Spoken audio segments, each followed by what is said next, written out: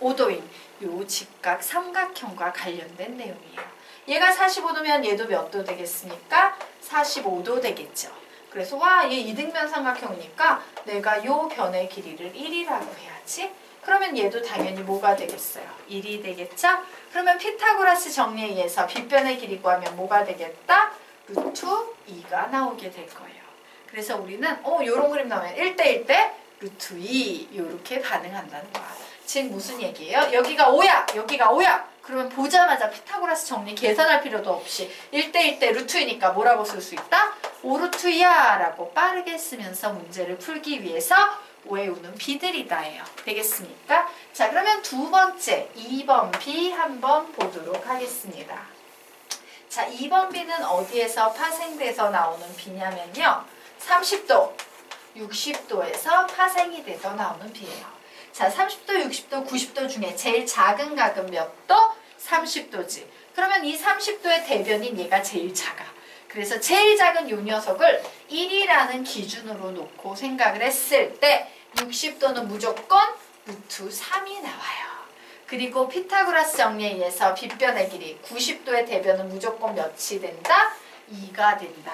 라는 게 바로 1대 루트 3대 2의 B예요. 되겠습니까? 자, 그리고 요게 2번. 그리고 세 번째, 네 번째는요. 이와 같은 특수각이 아니에요. 각 몇 도인지 몰라. 그냥 피타고라스 정리만 생각하면 됩니다. 어떤 3대 4대 5라는 요런 B가 피타고라스 정리에 의해서 무조건 성립한다. 네 번째도 뭐가 되겠습니까? 5대 12대 13이라는 B가 피타고라스 정리에 의해서 무조건 성립한다. 라고 이렇게 기계적으로 풀기 위해서 외우는 B예요.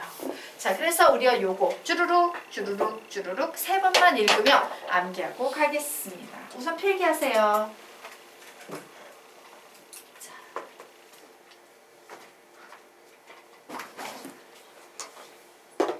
되셨습니까? 네. 필기하셨으면 읽도록 하자. 세 번 읽을 겁니다. 시작! 1대 1대 루트 2, 1대 루트 3대 2, 3대 4대 5, 5대 12대 13. 한 번 더. 1대 1대 루트 2, 1대 루트 3대 2, 3대 4대 5, 5대 12대 13. 마지막 1대 1대 루트 2, 1대 루트 3대 2, 3대 4대 5, 5대 12대 14. 됐죠? 자, 그리고 마지막 개념 하나만 더 정리하고 가도록 하겠습니다. 자, 세 번째 개념. 삼각비의 정의에 대해서 정리하고 가도록 하겠다. 삼각비의 정의. 자, 삼각비는요. 직각 삼각형에서 항상 얘기를 하는 겁니다. 자, 직각을 표시하고요. 둘 중에 직각이 아닌 한 예각을 선생님이 얘를 세타. 요런 기호를 뭐라고 부른다고? 세타. 자, 기억을 못 하실 것 같으면 그냥 적어 놓으세요. 세타 이렇게. 자, 각 세타라고 불리는 녀석이 있을 때요. 요 녀석을 선생님이 요 세타의 대변이지 얘는. 맞아? 요 대변의 길이를 선생님이 대변 B라고 한번 얘기를 해볼게요. 자, 그리고 직각삼각형이다 보니까 이렇게 쭈루룩 미끄럼틀 타듯이 쭈루룩 미끄러져 내려오는 변이 있어요. 이 변을 선생님이 빗변이라고 부르도록 하겠습니다. 얘를 빗변 C라고 부를 거예요. 자, 그리고 세타 옆에는요. 빗변도 있지만 빗변도 아니면서 세타 옆에 있는 변이 하나 또 있지. 얘는 빗변도 아니면서 옆에 있네. 옆변이라고 선생님이 부르도록 하겠습니다.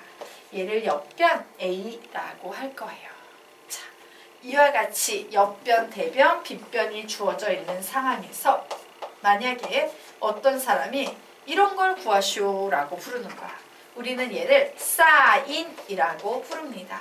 야, 사인 세타 구해봐. 그리고 혹은요, 코사인 세타. 우리는 얘를 뭐라고 부른다? 코사인이라고 부릅니다. 혹은요, 탄젠트 세타 구해봐. 우리는 얘를 뭐라고 부른다? 탄젠트라고 부릅니다. 야, 사인 세타 구해봐, 코사인 세타 구해봐, 탄젠트 세타 구해봐 라는 얘기를 하면요. 얘는 그냥 기계적으로 뭘 구하라는 얘기랑 똑같냐면 빗변분의 대변을 구하시오 라는 얘기예요. 즉 몇 분의 몇이 되겠다? C분의 B가 되겠다요. 자, 코사인을 구하라는 얘기는 뭐분의 뭘 구하라는 얘기야? 불러 시작! 빗변분의 옆변을 구하시오라는 얘기랑 똑같습니다. 그래서 얘는 C분의 A 이렇게 돼요. 자, 탄젠트는요. 옆변분의 대변을 구하시오라는 명령어예요. 옆변분의 대변. 그래서 얘는 A분의 B가 돼요. 선생님 왜 저게 빗변분의 대변입니까? 라고 하면 할 말이 없어요. 왜? 그냥 얘는 야 이렇게 하기로 약속하자라고 정의를 이렇게 내려버린 거기 때문에 설명이고 뭐가 없어요. 그냥 그런 거야. 약속상. 되겠습니까? 네. 자, 여기까지 됐죠? 이 녀석을 조금 알아두시면 좋겠다요. 그 중에서도 선생님이 이 말을 하는 이유는 이것 때문이에요. 자, 탄젠트는 뭐분의 뭐라고? 옆변분의 대변이다. 다시 탄젠트는 뭐분의 뭐라고? 옆변분의 대변이다. 자, 되셨죠? 네. 그러면 우리 이제 개념 들어가도록 합시다. 자, 직선의 방정식 들어가도록 할게요.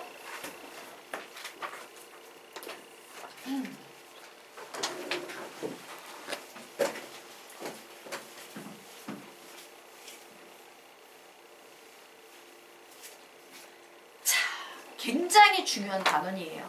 자, 이 단원이 왜 중요하냐면요. 여러분은 앞으로 이상한 곡선을 가진 그래프들을 되게 많이 만나게 될 거예요. 그런데 항상 문제가 될 때는 야, 이 곡선과 접선. 접선은 결국 직선이지. 맞아? 곡선과 직선 사이의 곡선과 직선 사이의 위치 관계를 묻는 문제가 대부분이야. 엄청나게 많을 거라는 거야. 알겠습니까? 그래서 직선은 진짜 잘 공부를 해두셔야 됩니다. 자, 그런데 우리가 알고 있는 직선 하면 무슨 생각이 떠올라? 예전에 우리 막 이런 거 배웠잖아. y는 2분의 3x 뭐 이런 거 나와 있고 여기에다가 뭐 예를 들어 가지고 뭐 5 막 이런 거 하나 붙어 있다라고 치자. 우리 얘 보면은 직선 떠오르지. 1차 함수기는 하지만 얘는요 어떤 직선 되겠습니까? y절편이 몇이면서 오면서 어머 여기 오라는 점이 있구나. 맞아요. 그리고 기울기는 몇이다? 2분의 3인 직선이에요.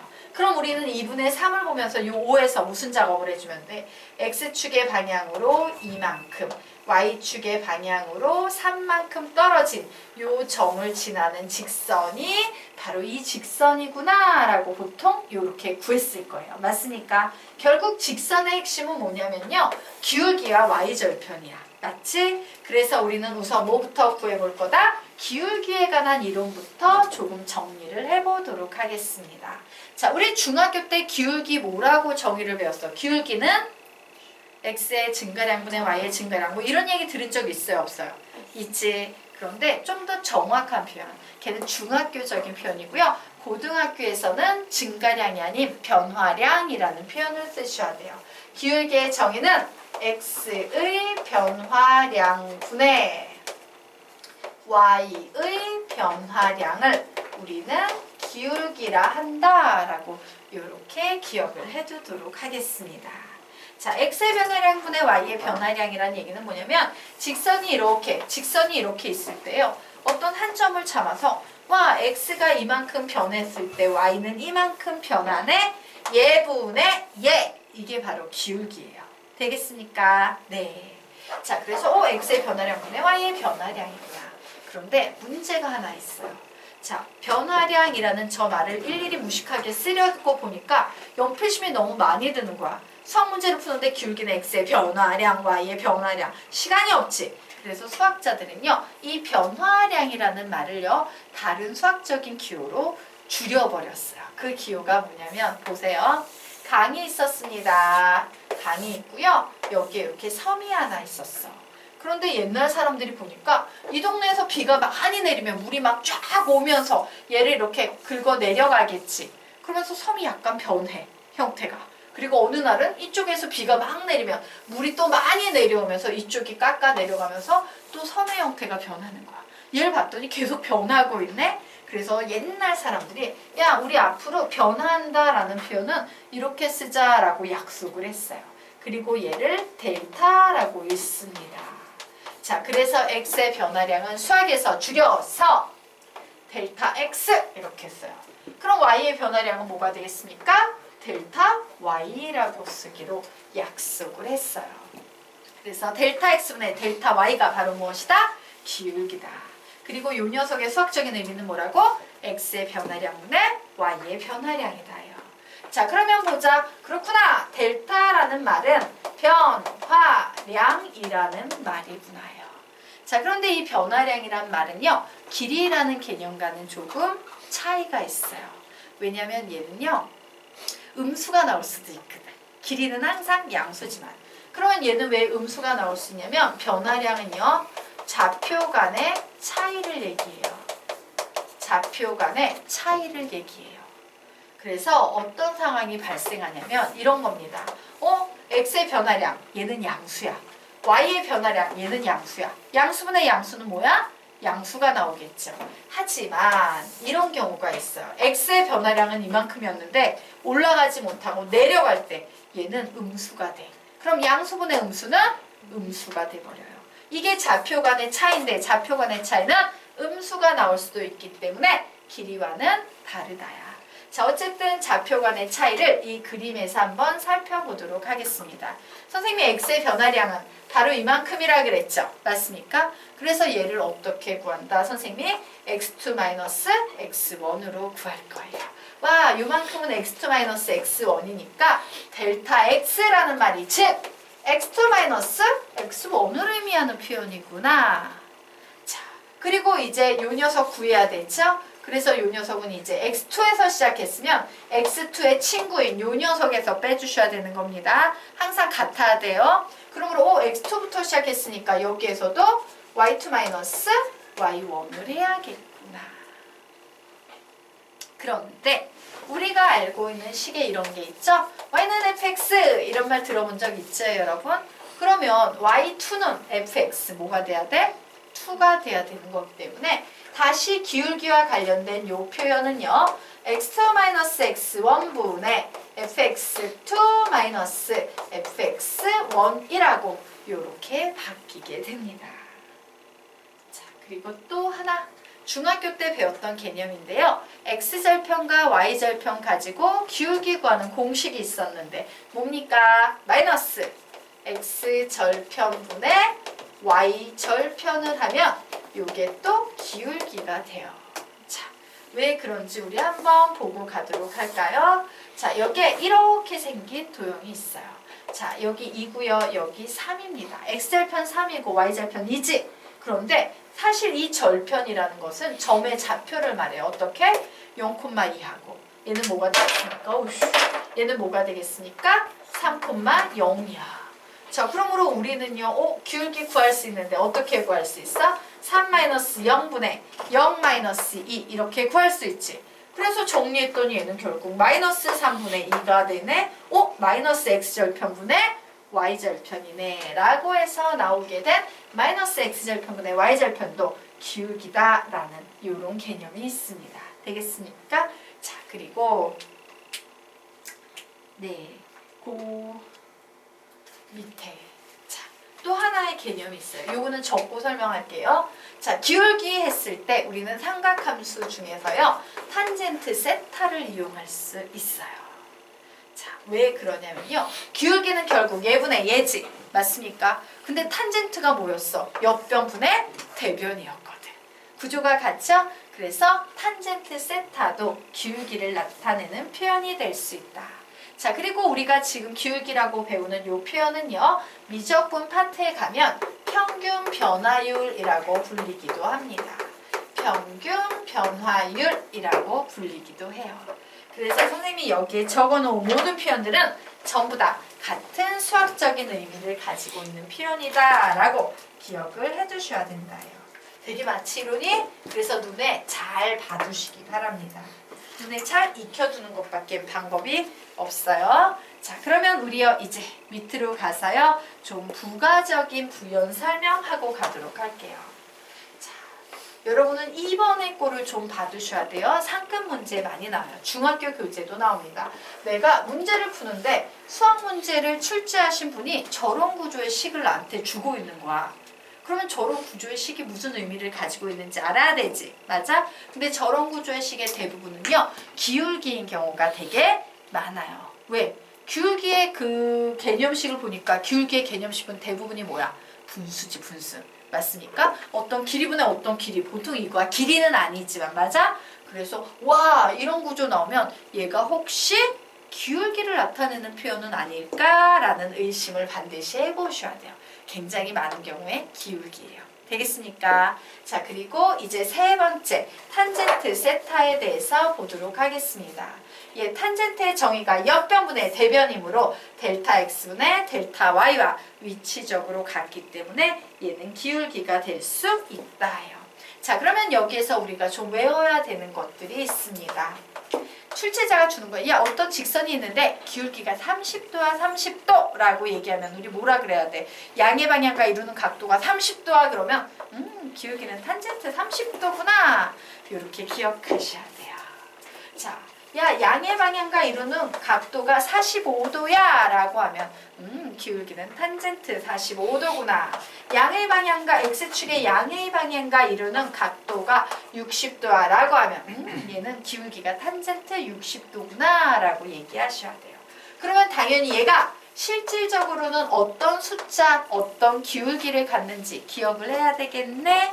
예, 결론부터 말씀드리면 루트 탄젠트 30도는 뭐와 같다? 루트 3분의 1과 같습니다.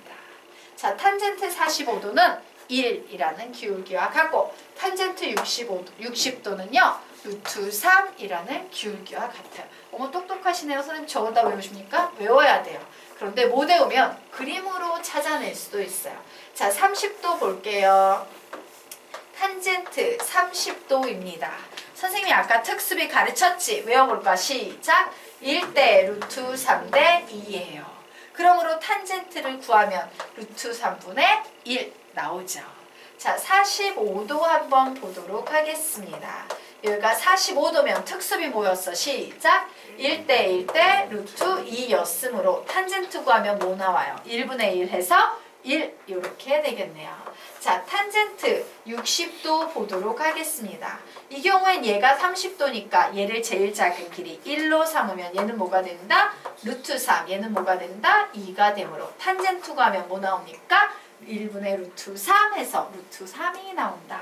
그러므로 우리는 매번 그림을 그리지 않아도 이 정도는 외워야 된다, 안 외워야 된다? 외워야 한다요. 자, 그래서 우리 요거 두 번 이렇게 읽으면서 암기하겠습니다. 시작! 탄젠트 30도는 루트 3분의 1, 탄젠트 30도는 루트 3분의 1, 탄젠트 45도는 1, 탄젠트 45도는 1, 탄젠트 60도는 루트 3, 탄젠트 60도는 루트 3이라고 암기하겠습니다. 자, 여기까지 되셨습니까? 네. 그러면 이제 또 수능에서 엄청 좋아하는 문제 유형인 네 번째 개념 보도록 하겠습니다. 자, 한번 보도록 할게요. 요거는 또 미적분 쪽에서 문제로 종종 출제되는 중요한 개념입니다. 자, 예, 볼게요. 자, 이런 거예요. 오, 얘 기울기지? 아까 배웠지? 얘도 기울기지? 맞습니까? 기울기는 기울기인데 얘는 어떤 기울기냐면요. x1, y1이라는 점과 x2, y2라는 두 점을 연결했을 때 생기는 직선의 기울기예요. 되겠습니까? 이해되십니까? 그리고 이 녀석도 마찬가지예요. x1, fx1이라는 점과 x2, fx2라는 두 점을 연결하는 직선 사이의 기울기예요. 되겠습니까? 자, 그러면 우리는 이런 분수꼴을 봤을 때 쟤를 보면서 b-a분의 fb-fa 이렇게 읽어버리면 수학 되게 못하는 거야. 얘를 보면서 뭐의 향기를 느껴야 돼? 기울기의 향기를 느껴야 돼. 이 기울기는 어떤 기울기입니까? 불러봐. 시작! a, fa와 b, fb 사이의 기울기다요. 자, 그러면 이 두 번째 보도록 하자. a분의 fa가 있지. 이 분수꼴을 보면서도 기울기의 향기를 느껴야 돼요. 얘는 어떤 기울기예요? a, fa와 누구 사이의 기울기야? 0,0 사이의 기울기예요. 생략되어 있는 보이지 않는 마이너스 0, 마이너스 0의 향기를 느끼셔야 되는 거예요. 자, 그러면 얘는 뭐라고 얘기할 수 있어? 불러. 시작! a, fa와 1,0 사이의 기울기구나 라고 얘를 기울기로 보는 눈 절대적으로 필요하다. 되겠습니까? 네. 자, 그러면 우리 이제 다음 페이지로 넘어가도록 하겠습니다. 자, 직선의 방정식 구하기 보도록 할 거예요. 여러분, 하나의 직선을 확정하기 위해서는 조건이 몇 개 필요합니까?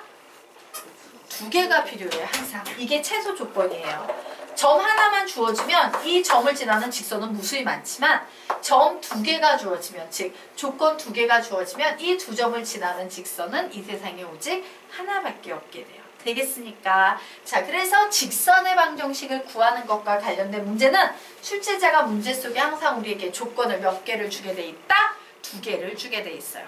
그런데 주로 주는 방법이 이런 식으로 줍니다. 자, 조건 2개, 조건 2개, 조건 2개, 조건 2개. 맞죠? 자, 그런데 어떤 식으로 문제를 표현했느냐에 따라서 풀이 해석이 달라져요. 만약에 출제자가 우리한테 기울기하고 y절편을 줬어. 기울기 m이고 y절편 n이야. 직선의 방정식 만들어봐. 라고 하면 우리 이거 식 어떻게 세워야 돼? 불러. 시작. y는 m, x 플러스 n. 그냥 이렇게 세우시면 되죠. 그죠? 왜? 요 자리가 기울기 자리, 요 자리가 y절편 자리니까. 자, 2번째 보겠습니다. 기울기와 한 점을 줬어. 야, 이 직선은 무조건 이 점을 지나. 우리 예전에 배웠지? 정점을 지나는 직선을 표현하는 방법. 기억나십니까? 그 방법대로 세우시면 돼요. 식을 어떻게 세울까? 시작! y-y1은 m의 x-x1. 이 구조 생각나시죠? 네.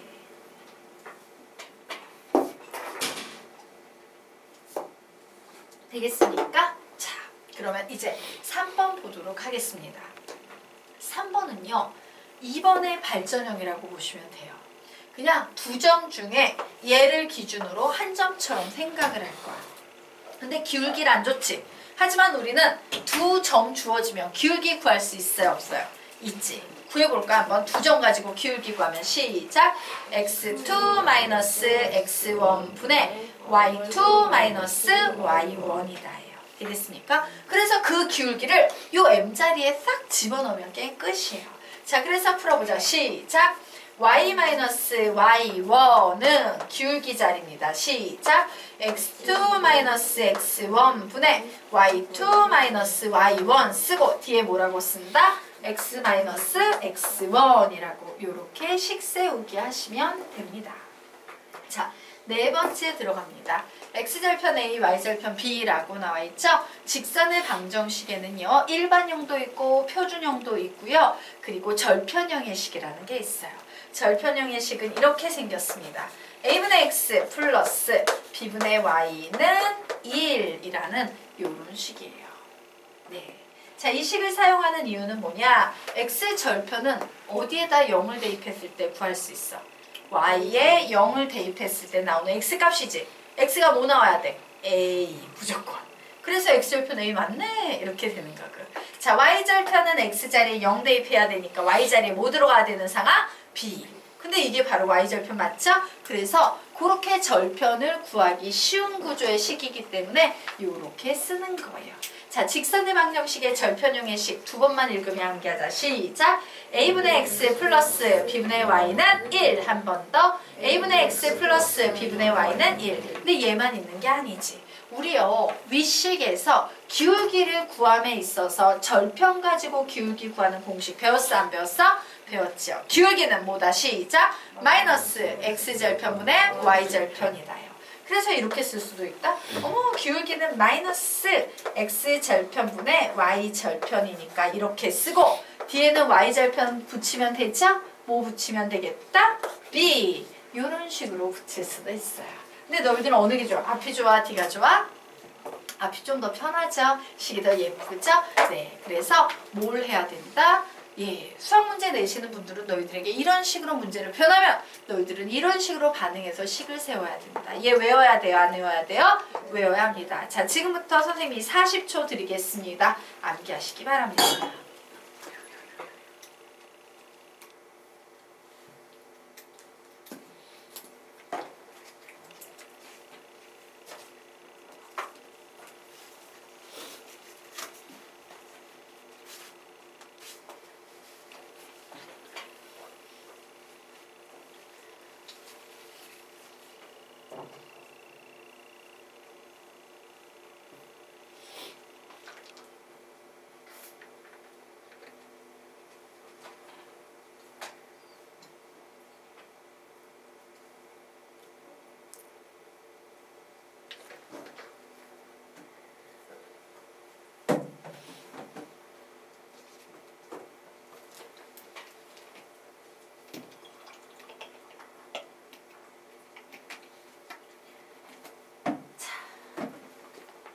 암기하셨습니까? 예, 우리요 보도록 하겠습니다. 1번식 어떻게 세워야 돼?